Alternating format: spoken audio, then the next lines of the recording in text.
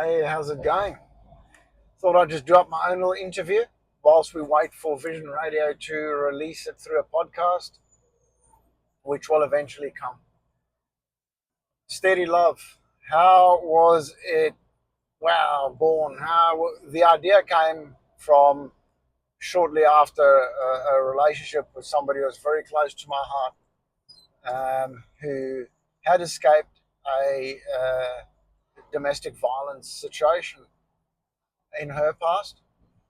And when we had to put the relationship on hold, I responded in a way which I questioned. I could have done it differently. And I think what really left me shocked is that I questioned why did I respond like this. Now, it wasn't violent. It wasn't aggressive. It was, on the contrary, it was quite the opposite, where I just left. But in saying that, it left me dangling in the wind as to why did I respond the way I did.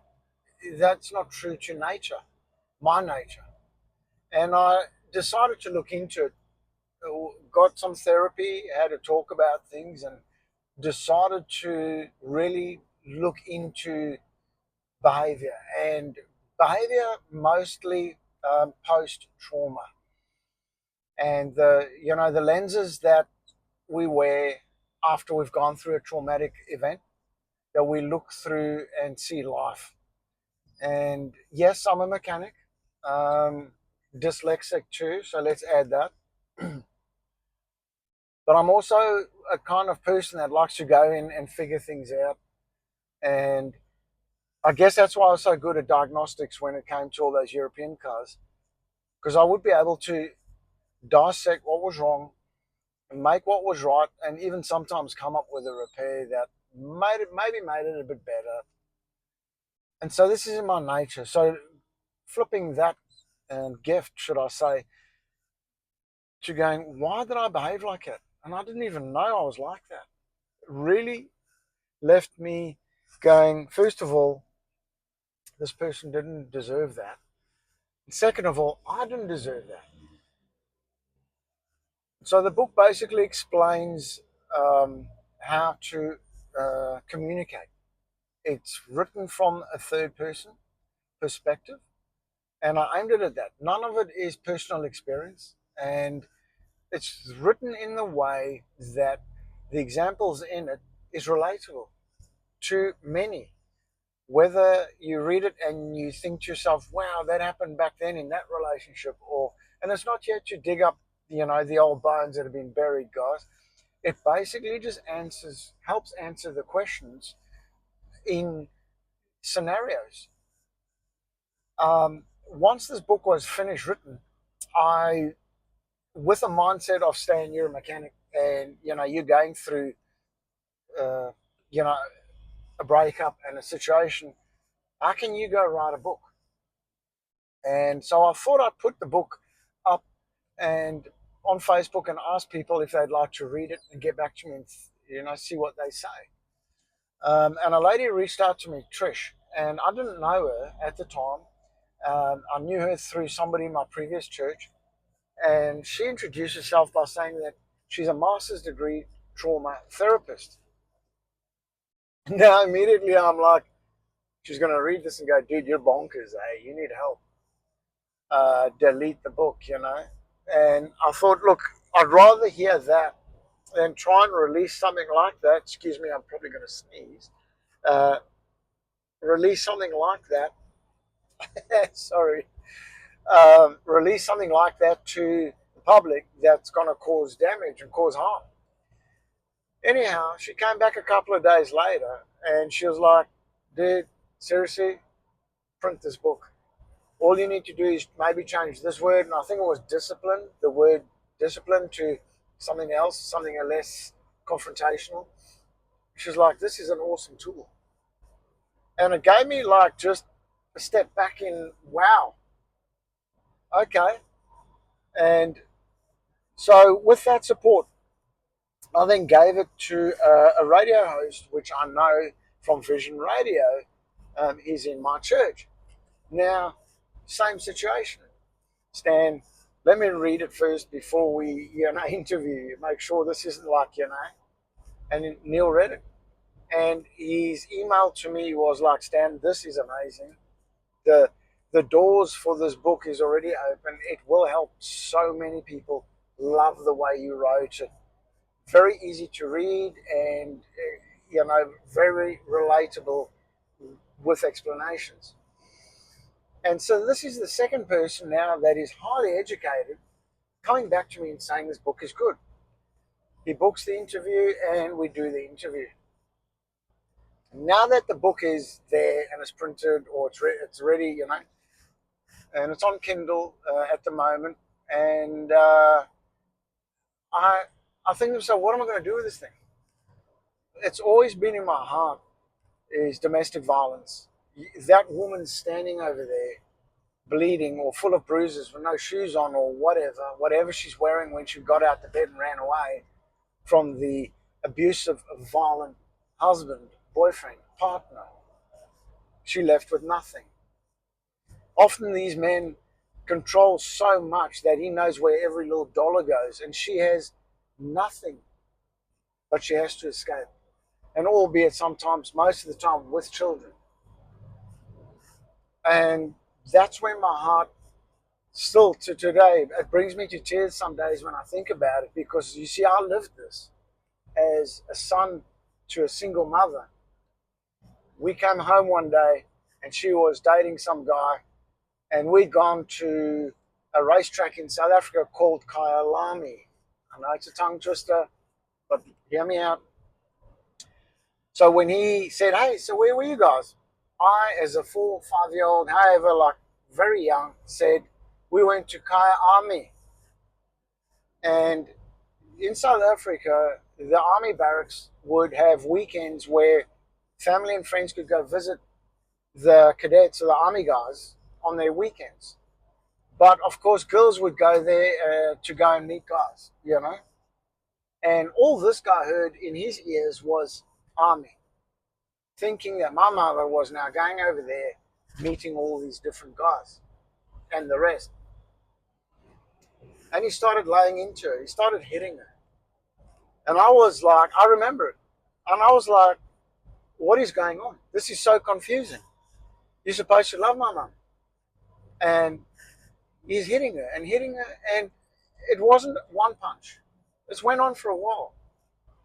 But when he finally got tired of that, he went into our kitchen, and we were extremely poor, right? And he took a knife and he cut open all our bags of food and everything, poured it on the floor.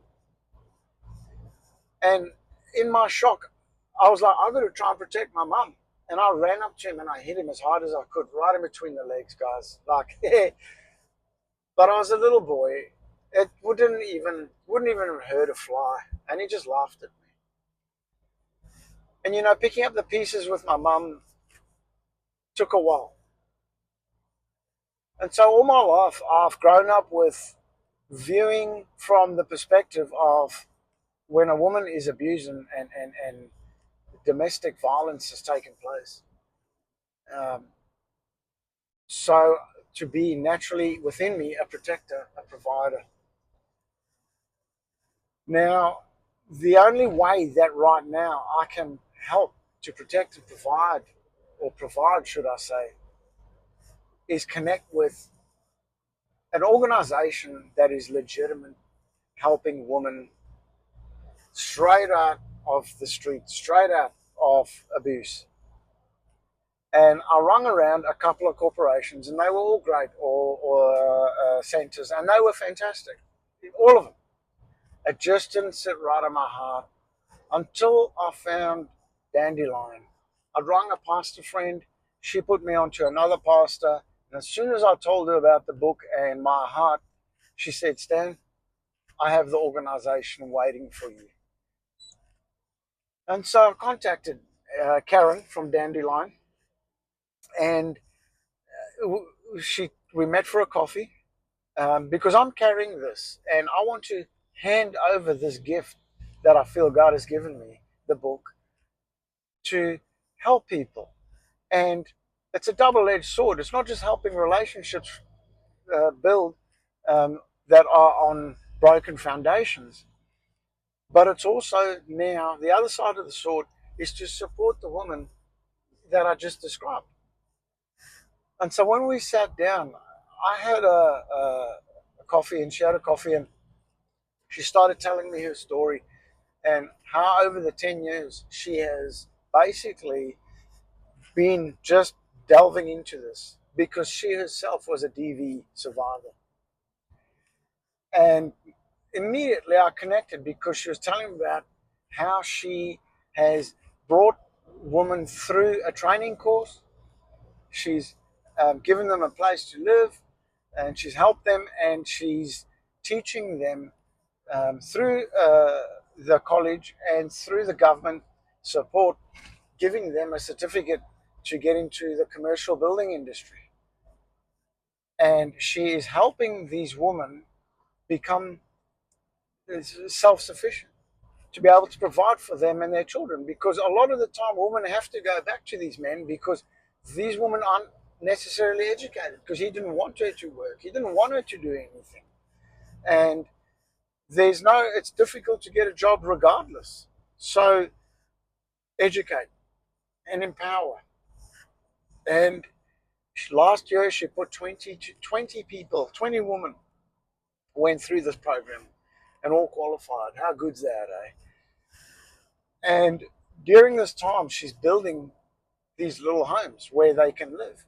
So her heart is to have a string of tiny homes on a block of land, and not only have a place for women to come and live and recover and hide and stay away from these guys, but also empower them by teaching them how to handle and grow and stand on their own two and provide for them and their children, network support, and all the rest.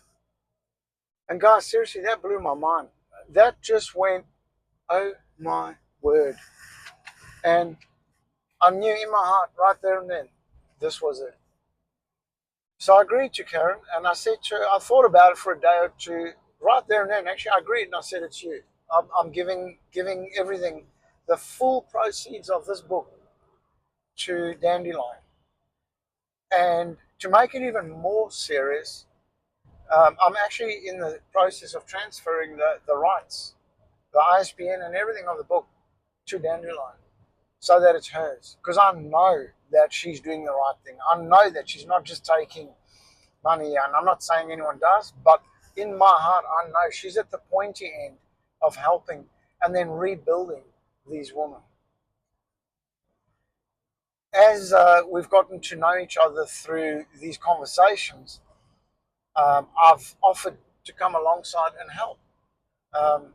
And when I told a couple of people in my close circle about offering to help, one of the first things I got sort of questioned with is, what's in it for you? And I'm not going to lie to you guys, I was a little bit upset about that, and I must have maybe been, a little bit short at the answer. But when the phone went down, I thought, you know what? That's a valid question, Stan. What is your true motivation here?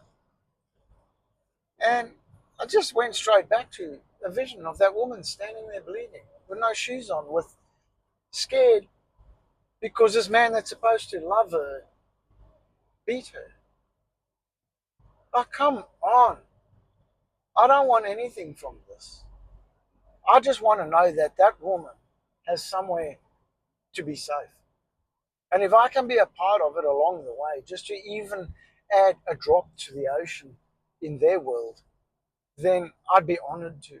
I'd be absolutely honored to do that. And so, as Karen and I have been talking, my involvement is I asked her, and she's getting to know me and me her each other, and what her vision is. And I said, where do you see me fitting in? She said to me, Stan, I see you in marketing. I see you in meetings. I see you in doing the speeches, the talks on stage. And guys, as you can probably tell, I love to talk. And the fact that this is so passionate in my heart to help these women is I'll do it. I'll do it. I said to her, no worries, I'll do it. So we're at the stage now where I'm using my business experience to start getting that ball rolling. And the first thing we're going to do is to our first client, and that one's, I'll let you know later who, is to pitch the book and get the book sold X amount of copies, because then that can bring the first amount of finances in. And then we'll kickstart something else that she's working on, the little homes and the funding, and she can re-employ these women and bring them back in.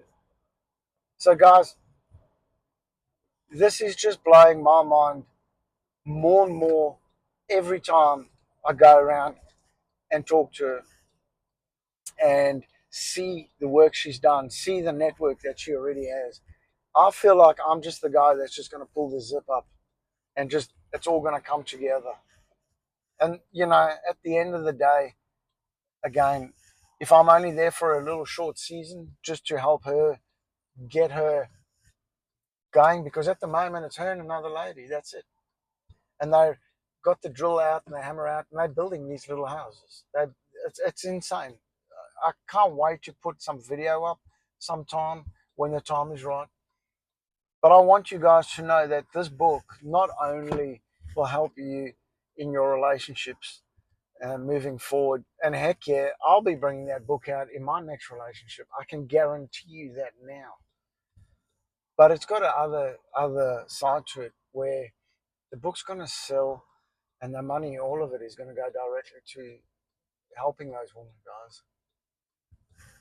So I just thought I'd just explain what the book was about, where it is, and what's happening, because this is not the end of it.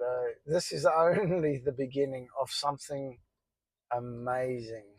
So watch this space. Keep an eye on the Facebook. You know, Steady Love, and then the website is there. If anyone needs anything, please feel free to inbox. And yeah, let me know. But guys, I'm just blown away at what I'm seeing, or actually trying to see. The picture's actually that big that I can't see the whole picture. I've never had that happen in my whole life before.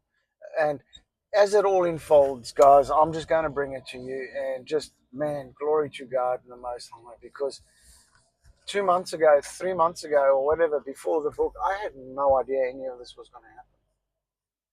And since I've started submitting to Him, look at it. Like,